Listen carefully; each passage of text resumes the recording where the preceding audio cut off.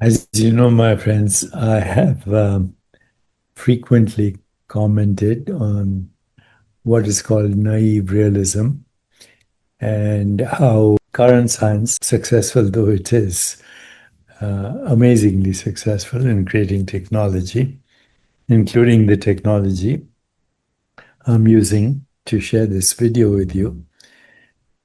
Current science, nevertheless, is based on something called naive realism, which is that the picture of the world is the human look of it. Current science is also based on matter as the ontological primitive. It is also based on subject object split, and it cannot explain how atoms, molecules, force fields create mind. So, current science, in a sense, is a convenient mythology, like all other mythologies. It's very practical, but it does not bring us closer to truth. In fact, it takes us farther from truth. And even though science itself is an activity in consciousness, because theories are conceived in consciousness, experiments are designed in consciousness, observations are made in consciousness, and yet consciousness is the elephant in the room that science ignores. Even what we call objective reality is first experienced in consciousness before we decide to call it objective reality. So here is another way to look at reality. And the way to look at it is by exploring dimensions of experience. The way to explore it is as an ontological continuum. So human experience can be seen as unfolding across three inseparable but distinct dimensions: the physical, the psychological, and then the transcendental. These are not separate realities, but gradations of one unified field of consciousness expressing itself through different modes. So, at the foundational level, consciousness manifests as the perceivable universe, the world of space, time, and matter. These represent structure, duration, and substance, allowing objects and events to emerge within perceptual experience. Science explores this realm through measurement and observation. Yet, even here, the physical is dependent upon the act of perception. Space appears as the field in which experience unfolds, time as the movement of that field, and matter as the condensation of experiential patterns. This dimension gives rise to form. Second level is the mind, intellect, and ego, the psychological dimension.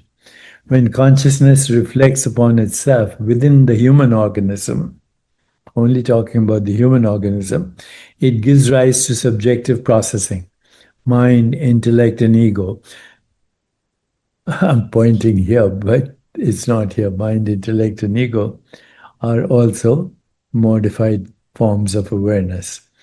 In any case, the mind organizes sensations and constructs meaning.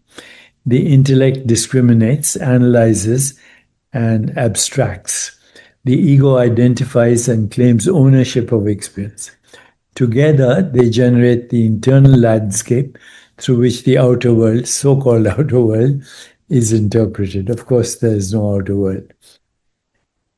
Okay, this triad, mind, intellect, ego, governs the movement from perception to conception, from what is to what I believe is.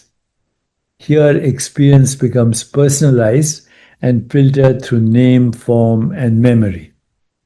And then we have the next level, awakening. transcendence, pure potentiality. Beyond the conditioned play of thought and identity lies consciousness in its original unbounded state, transcendence, beyond the matrix, right? Beyond the theater of space time and causality, and beyond the mind. As awareness awakens to itself, the boundaries of ego and intellect dissolve, revealing pure potentiality.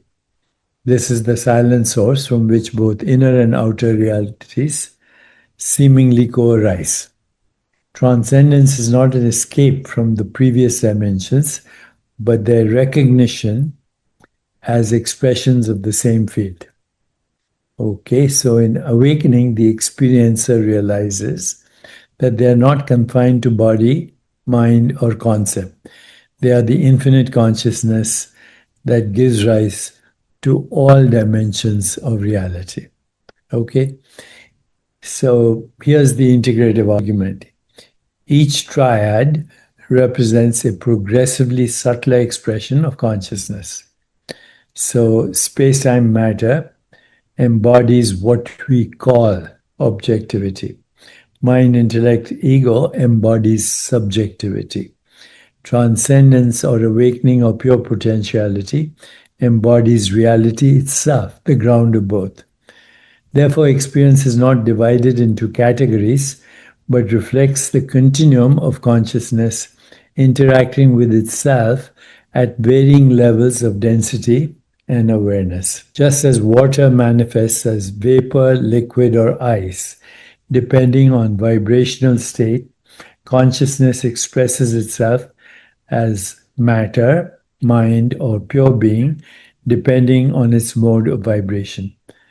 The journey of awakening is the return from identification with form to recognition of the formless essence underlying all dimensions. So I hope that makes sense to you. Who are we? We are the ultimate reality that gives rise to all dimensions, the infinite, formless, incomprehensible, irreducible reality. Sarvam kalvidam brahma. Aham brahmasmi. Tattvamasi.